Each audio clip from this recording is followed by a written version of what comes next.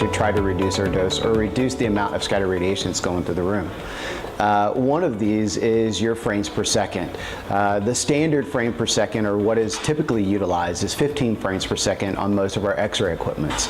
As long as you're okay with the image quality and you can still see from a physician standpoint what you're working on, dropping your frames per second to say 7.5 can have a dramatic decrease in the amount of scattered radiation that's going through the room and that we're being exposed to.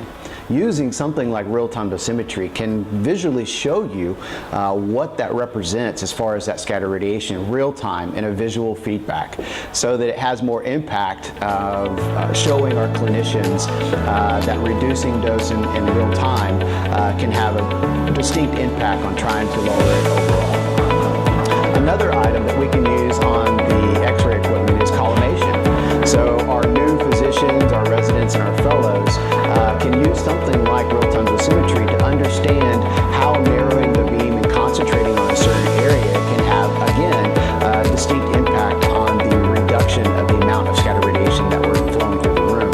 So giving that visual feedback, it again gives you a better understanding and a deeper impact on what collimation actually does.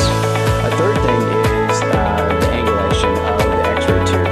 So keeping the X-ray tube and not having steep angles can ultimately be a tool to utilize on the entry system to again reduce scattered radiation.